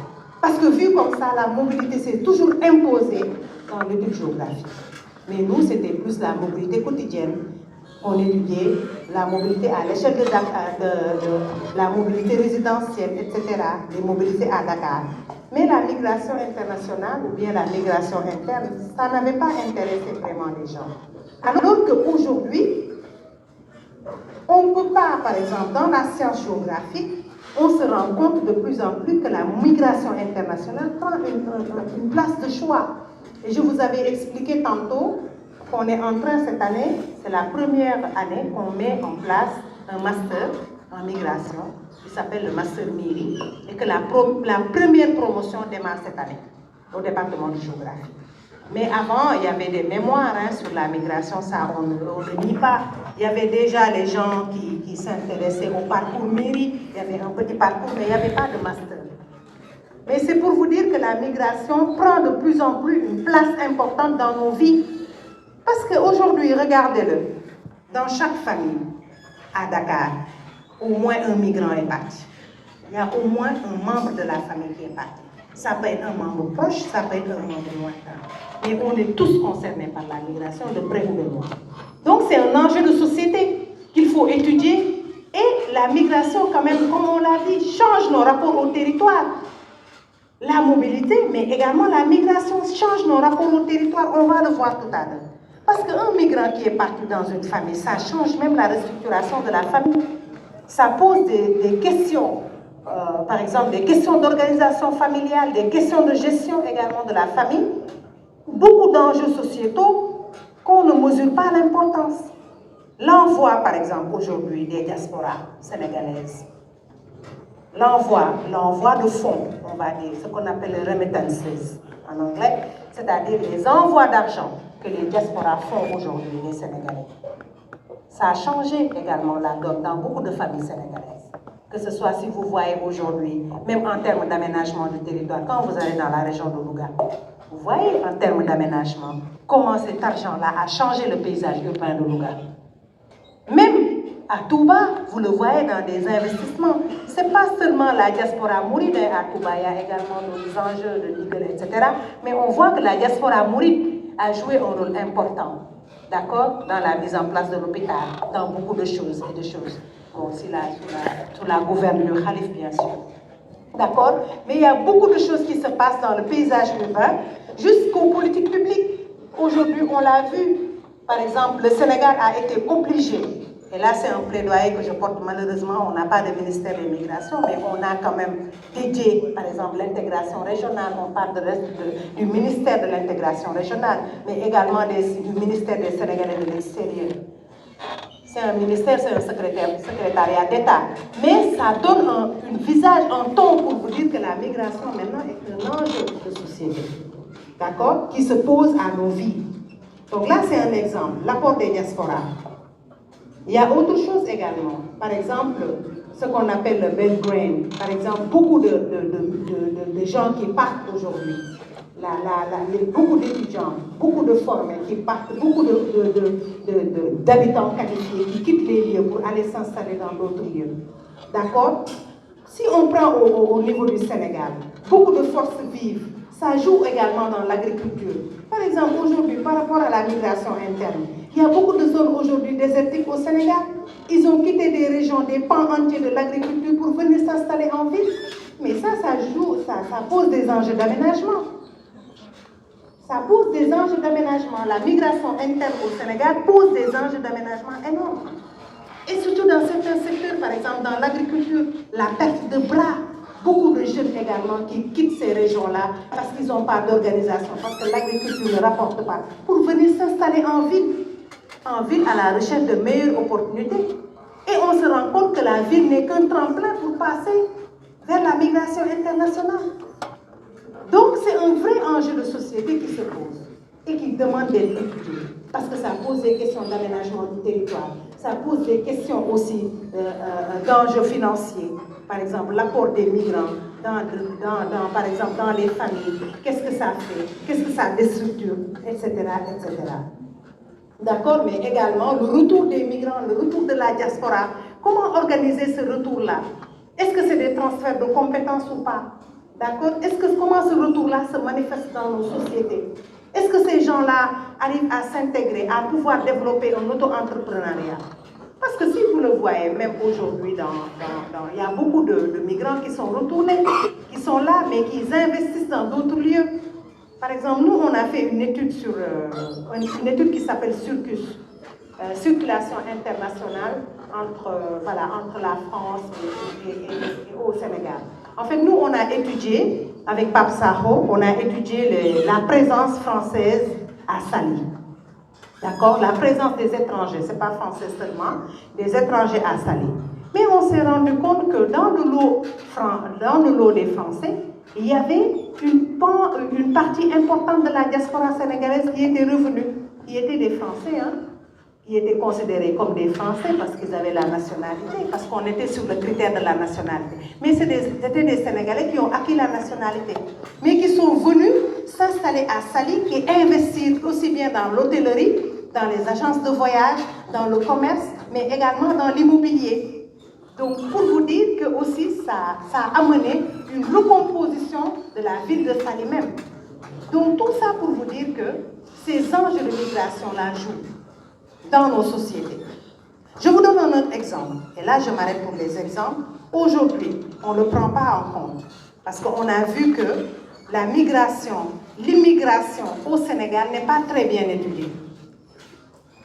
L'immigration au Sénégal, c'est le parent pauvre des études dans la migration. On n'a pas de données. On n'a pas de données sur la présence étrangère au Sénégal.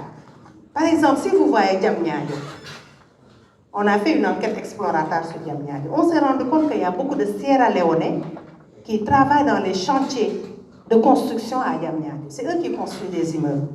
Après, c'est des entreprises chinoises, pilotées par des entreprises chinoises. Mais on ne sait pas qu'est-ce qu'ils font, comment ils sont venus, quelles sont les filières, on ne le sait pas.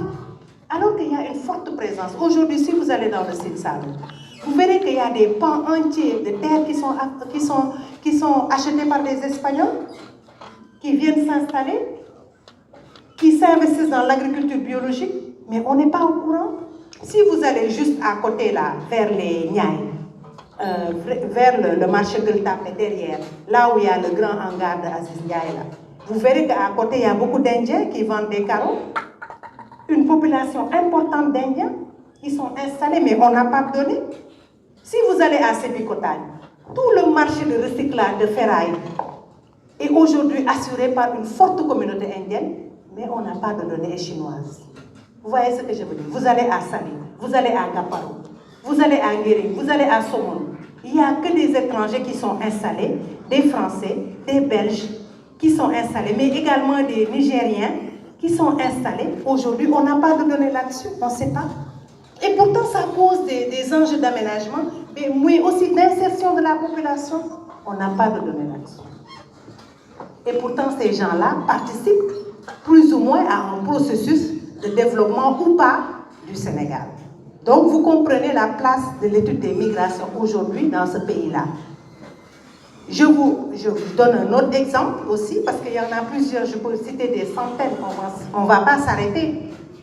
Juste pour vous dire qu'il est temps aujourd'hui de questionner ces présences-là, qu'est-ce que ça fait sur le territoire. Moi, j'ai commencé avec des étudiants de master, il y en a qui commencent à étudier les pratiques, les choix résidentiels des Congolais, des étudiants congolais au Sénégal. On ne le sait pas. Et pourtant, ces pratiques-là, beaucoup de pratiques immobilières ont été à l'origine de la spéculation foncière au Sénégal. Par exemple, beaucoup d'étudiants, que ce soit gabonais, sénégalais, j'ai rien contre, mais c'est pour vous dire que c'est à cause de beaucoup de cette présence-là que beaucoup aussi de logements aujourd'hui ne sont pas accessibles, que ce soit à Karak, que ce soit à Sikap, les logements sont devenus chers. C'est le cas de Ouakam également. Dans ce qu'on appelle la cité Africa, quand vous allez là-bas, près de la base française, les logements échelonnent à 1,2 million. Les appartements, 1,2 million d'appartements, tout simplement parce qu'il y a le lycée Jean Mermoz à côté. Il y a également la base militaire française. C'est bien gouverné, c'est tout, mais on n'a pas de données là-dessus. Est-ce que vous comprenez les enjeux aujourd'hui, comment ça se pose? Donc il est temps qu'on étudie ces aspects-là en tant que géographe, parce que ça restructure l'espace. D'accord?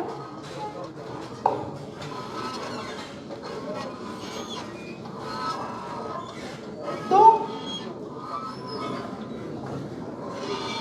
quand on parle de migration, je vais regarder l'heure quand même, je ne fais que parler.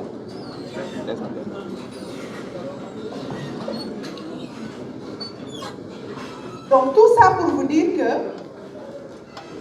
quand on est géographe, la migration internationale nous interpelle et nous interpelle d'autant plus que on est dans un espace aussi aujourd'hui, le Sénégal est considéré comme un pays carrefour. D'accord? Le Sénégal est considéré aussi comme un pays stable à l'échelle de la sous-région. Un pays de sécurité. D'accord? Un pays démocratique. C'est ce qu'ils disent dans les enquêtes. C'est pour cela que ça attire beaucoup de migrants aujourd'hui à l'échelle ouest-africaine. Donc ces présences-là se posent en termes de restructuration de l'espace, en termes de recomposition qu'il est temps d'étudier. D'accord? On étudie souvent la migration des Sénégalais à l'extérieur, mais on ne sait pas ce qui se passe chez nous. On ne sait pas. On ne sait pas du tout. Et moi, tout le plaidoyer aujourd'hui que je porte au sein du département, c'est que les étudiants commencent à travailler sur cette présence étrangère-là au Sénégal. Comment ça se passe? Qu'est-ce que ça restructure? Quel est nos rapports au territoire, etc., etc. Et en termes d'aménagement, comment ça se pose? D'accord? Donc, en dehors des enjeux que pose la migration, aujourd'hui, quand on parle de migration, on parle de quoi? D'accord? Donc, toute mobilité dans l'espace n'est pas forcément une migration. On l'a vu, ça. D'accord? On l'a vu, on peut parler de mobilité quotidienne, c'est pas une migration. On peut parler de voyage, c'est pas une migration. Bon, une mobilité résidentielle, peut-être une mobilité interne. D'accord? La migration internationale n'est pas une mobilité résidentielle. Alors que la migration interne, elle peut être une mobilité. Donc, on peut avoir aussi ce qu'on appelle la circulation. Parce qu'il y a beaucoup de gens qui circulent. La circulation, ce n'est pas la mobilité, ce n'est pas la migration aussi. La circulation, on circule. Il y a beaucoup de gens aujourd'hui qui circulent dans plusieurs espaces. L'errance également n'est pas la migration. C'est ce que vous parliez tout à l'heure quand vous parliez de SDF. Il y a beaucoup de gens qui errent, il y a beaucoup de gens qui circulent. Par exemple, aujourd'hui, il y a des mourides, beaucoup de mourides, hein, ce qu'on appelle les mouvements transnationaux mourides, qui quittent par exemple le Sénégal, qui vont acheter des bagages en Italie, retour en Italie, ils passent par Abidjan, à partir d'Abidjan, ils passent par Yaoundé, etc., pour revenir au Sénégal. On les appelle des circulants. Ce n'est pas des migrants, c'est des circulants. C'est des gens qui circulent à travers les espaces. Mais cette circulation-là n'est pas la migration. Parce que pour qu'il y ait migration, il faut une installation durable dans un espace. Et pour qu'il y ait migration internationale, il faut le franchissement d'une frontière. D'accord? Donc, les déplacements liés, par exemple, à la scolarisation, aux emplettes, aux soins, aux diverses démarches administratives ou socio-économiques, ou à la simple promenade, sont des modes de fonctionnement et d'organisation de l'espace.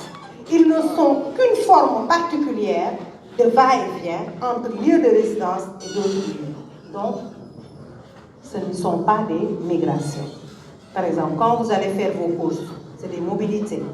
Quand vous allez vous soigner, quand vous allez vous, etc., quand vous allez vous promener. Donc, c'est des formes de mobilité, mais ce n'est pas la migration. Donc, quand on parle de migration, c'est une notion qui est très complexe, d'accord? De toute façon, la migration induit un changement de résidence. Vous changez de résidence forcément, d'accord? Établir un seuil à partir duquel le déplacement est indissociable d'une intention de séjour durable. Maintenant, ce qui se passe, c'est qu'il y a beaucoup d'États qui se disent, bon, c'est une migration internationale, comment on va qualifier les migrants? Pour les qualifier, par exemple, la Grande-Bretagne et les Pays-Bas disent que la migration internationale renvoie à toute personne ayant traversé une frontière avec l'intention de rester au moins 1 an à destination. Donc, le Pays-Bas se cantonne sur la résidence durable au moins d'1 année. Il faut avoir l'intention. Il y a également l'intention, le projet migratoire. Quel est le projet derrière? Vous venez dans un pays, vous avez quel projet? Est-ce que vous avez un projet de rester? C'est pour cela, à l'aéroport, on vous demande toujours votre adresse. Et quand vous allez dans d'autres pays, on vous demande toujours pourquoi vous êtes là. Vous êtes là pour un séminaire, vous êtes là pour une conférence, vous restez, vous partez quand, etc., etc. Tout ça, soit vous qualifiez comme migrant, soit vous qualifiez comme quelqu'un qui séjourne pour un court espace, pour un court temps dans ce lieu-là. Donc ça permet de ficher quelqu'un qui est migrant ou pas. C'est pour cela que les statistiques de l'aéroport sont très très importantes pour les États. C'est pour cela maintenant on a la digitalisation, la biométrie aussi au niveau des aéroports. C'est pour voir combien de temps la personne est restée pour pouvoir le qualifier statistiquement de migrant ou pas. Donc, d'où l'utilité des empreintes, d'où l'utilité de la biométrie dans chaque aéroport. D'accord? C'est pour voir si on peut vous qualifier de résident temporaire, etc., ou bien de migrant. Donc, si vous êtes un migrant, on peut vous considérer en Grande-Bretagne et aux Pays-Bas si vous avez l'intention de rester ou bien si vous restez plus d'1 an. Mais pour le Sénégal et le Ghana, c'est toute personne, tout individu ayant un projet, il y a toujours le projet derrière, d'accord, d'établissement d'au moins 6 mois. Au Sénégal, c'est comme ça. Si vous dépassez 6 mois, vous êtes considéré comme un migrant international. Mais quand vous rentrez, vous dites que vous avez cette intention-là. Parce que l'intention, ça va avec la migration. Quel est votre projet? D'accord? En France, et ça c'est très bien de le noter, ces différences-là, parce que ça permet de voir que la migration, la définition, varie d'un pays à un autre. Donc 1 an ici, 6 mois par là. Mais la France, pour la France, est considérée comme immigré, d'accord? Immigré, d'accord? Toute personne de nationalité étrangère qui réside dans le pays au-delà d'un délai touristique de 3 mois. La France, c'est 90 jours. Au-delà de 90 jours, tu es considéré comme migrant. Et c'est valable aussi pour l'Espagne. D'accord? Dans l'essentiel des pays européens, au-delà de 3 mois, c'est pour cela qu'ils donnent toujours un visa de 3 mois, un visa touristique. Donc pour eux, c'est un voyage, un tourisme, donc tu ne dois pas dépasser 3 mois. D'accord? Quand tu dépasses 3 mois, tu deviens un migrant. Et il est considéré toute personne de nationalité étrangère, parce que ça aussi c'est important. Le migrant, c'est quelqu'un toujours de nationalité étrangère. Le migrant international. D'accord? Eh bien, on continue et après on répond. Mais pour nous géographes, pour nous les géographes, à partir de cette définition-là, nous, parce que c'est Lévy et Lusso, le dictionnaire de géographie de 2003, déplacement d'un individu ou d'un groupe d'individus suffisamment durable, d'accord, pour nécessiter un changement de résidence principale et d'habitat et impliquant une modification significative de l'existence sociale quotidienne du migrant. Qu'est-ce que cela veut dire? Donc, pour nous les géographes, et pour Lusso et Lévy, d'accord, la migration internationale renvoie à un déplacement d'individus ou d'un groupe d'individus. Elle n'est pas seulement individuelle, la migration, elle peut être groupée, d'accord, elle peut être familiale. Il y a beaucoup, par exemple, aujourd'hui de migrants qui partent en famille, d'accord. Les gens, parfois, s'exilent en famille, les gens partent en famille. Parfois, il y a des gens qui partent en groupe. Par exemple, quand je faisais des entretiens à Gijón, dans une région dans les Asturies, je suis entrée dans un logement et j'ai vu beaucoup de jeunes, mais beaucoup de jeunes. Quand je les ai interrogés, ils m'ont dit qu'ils venaient de Fass Boye. Beaucoup de jeunes de Fass Boye. Ils étaient venus en groupe, ils avaient pris la pirogue et ils étaient venus en groupe. Donc il y a des migrations groupées de jeunes. Par exemple, aujourd'hui, beaucoup de jeunes qui prennent les bateaux, ils vont en groupe. Voilà, 2, 3 personnes qui se connaissent, qui décident de partir pour pouvoir se soutenir lors de ce périple-là. Donc la migration, elle n'est pas essentiellement individuelle. Elle peut être groupée, elle peut être aussi familiale. D'accord? Maintenant, donc, je reviens sur notre définition. Donc, pour nous géographes, c'est un déplacement d'individus ou un groupe d'individus. Mais par contre, suffisamment durable. Parce que nous, on n'établit pas d'échelle de temps. On ne dit pas 6 mois, 3 mois, 4 mois, non.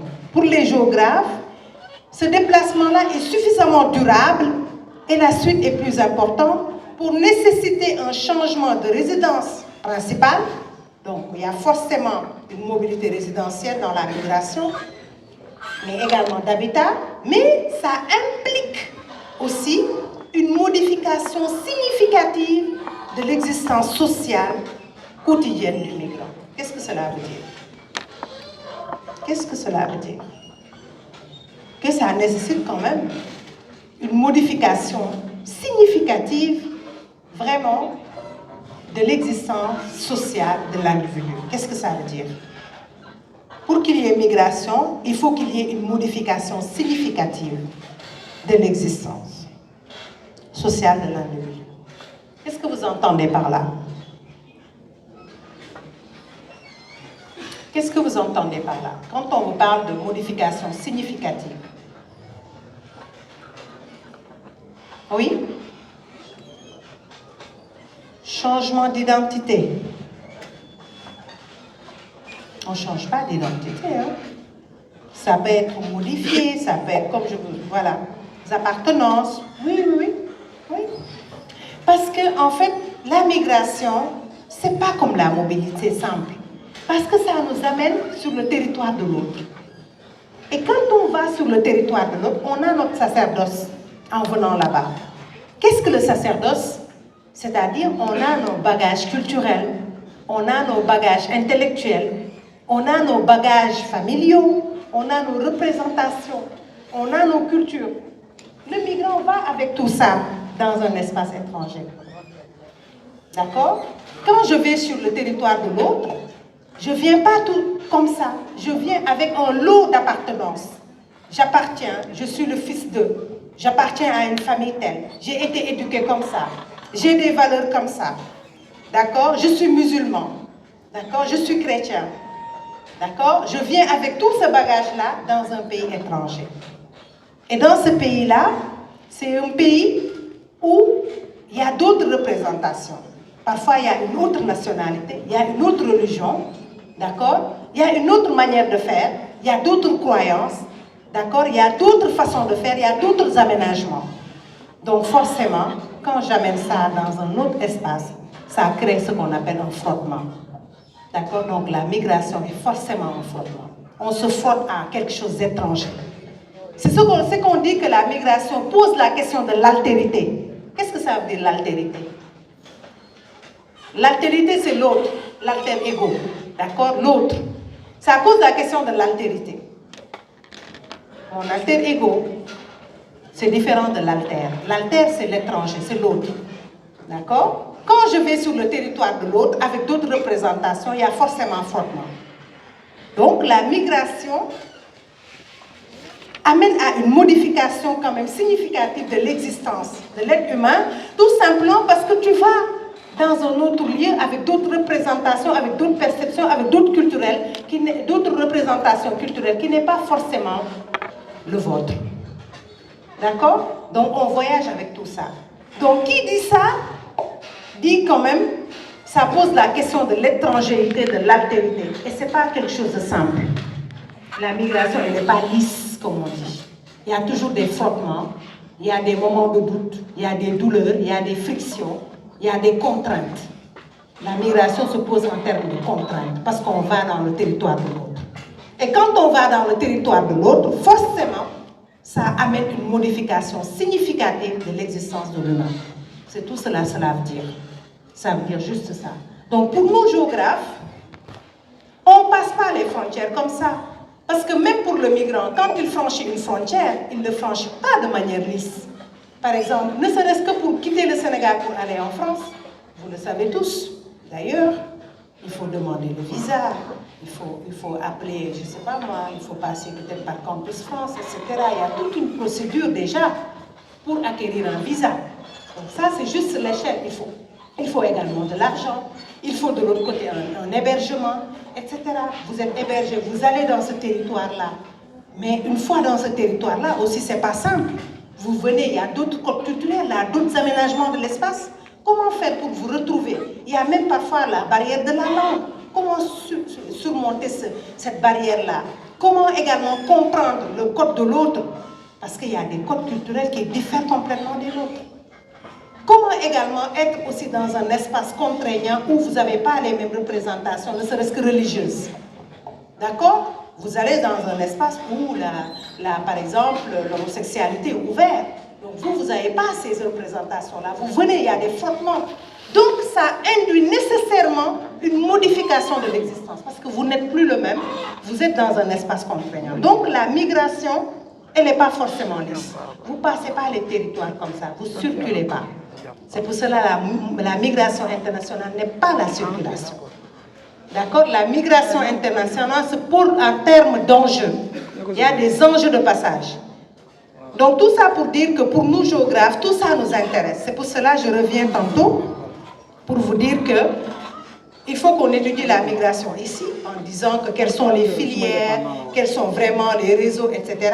Mais si on prend la migration des Sénégalais à l'extérieur, même pour le Nicaragua aujourd'hui, la migration elle est loin d'être lisse parce que les gens achètent un billet pour arriver en Amérique latine. Une fois là-bas, qu'est-ce qui se passe? Il faut traverser la frontière pour arriver aux États-Unis. Mais là, c'est des raquettes, c'est des choses. Et une fois à la frontière mexicaine, pour passer, il faut passer le test du péage, ce qu'on appelle le péage. Donc le péage, c'est toutes les représentations sexuelles, etc. Donc il y a tout ça. On vous pose des questions, vous demandez l'asile, etc. Donc le passage n'est pas lisse. Donc la migration en elle-même n'est pas lisse. Donc tout ça pour nous géographes, ça nous intéresse encore une fois. Comment les gens, par exemple, s'approprient l'espace, comment les gens passent d'un espace à un autre, comment ils négocient finalement cette entrée d'un espace à un autre. C'est pour cela, nous, ça nous intéresse encore une fois. Et la migration se pose en termes d'enjeux. Est-ce que ça va? Est-ce que vous avez des questions? Je vais peut-être regarder les questions très rapidement. Dans quel sens on peut parler de migration régionale ou sous-régionale? Donc ça, on le verra tout à l'heure. Parce qu'on parle d'espace. On va le voir dans les catégorisations de migration, d'accord?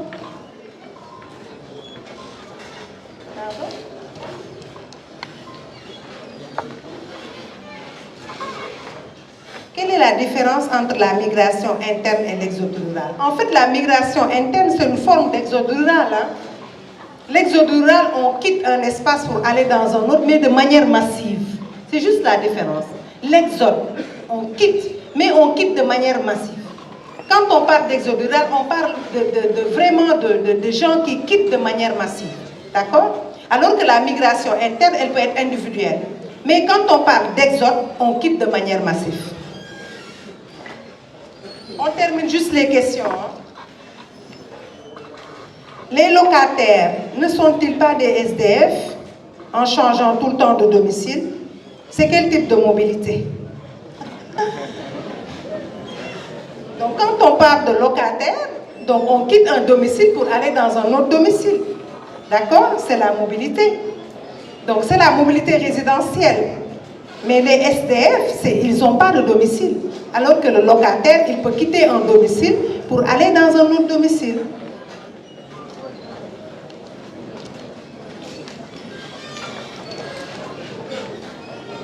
Les commerçants sont des voyageurs ou bien des migrants? Qui peut lui répondre? Ça, on l'a déjà dit, hein? D'accord?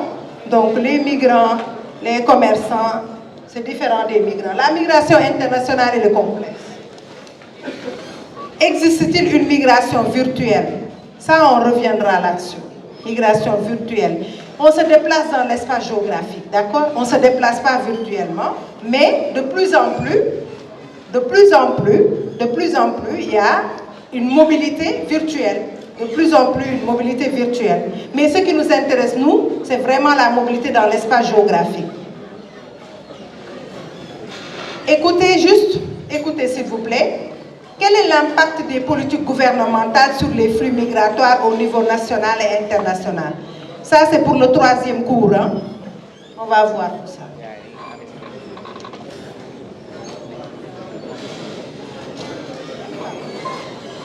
Est-ce que les migrations saisonnières peuvent être considérées comme une migration interne? Mais prenez la catégorisation juste. Par exemple, si c'est à l'interne, par exemple d'un bassin de vie, on se déplace quotidiennement, on peut les appeler des migrations, des mobilités quotidiennes. Mais si c'est des saisons, on quitte un espace, un bassin de vie pour aller dans un autre espace, c'est vraisemblablement une migration interne. C'est tout. On y arrive. La migration religieuse peut-elle être considérée comme une mobilité résidentielle? L'exemple de Touba. Tu parles du Magal ou... Parce que la mobilité résidentielle, on change de résidence tout simplement. Après, ça dépend que ce soit Touba, Tiwawan, etc. Mais si, par exemple, c'est pour l'ordre du Magal, ça s'appelle comment? Tout simplement, et ça dépend de là où on est. Hein? Attention. Si on est à l'intérieur de Touba, ce n'est pas un voyage. D'accord? Si on est à l'extérieur, à Mbacké aussi, ce n'est pas un voyage. Mais si on sort du bassin de vie, d'accord, ça peut être un voyage. Mais ça dépend de qui. D'accord? Où est-ce que je me trouve? Dans quelle ville? Dans quelle région? Est-ce que je me fais comprendre? Voilà. On va s'arrêter là pour aujourd'hui. Merci beaucoup.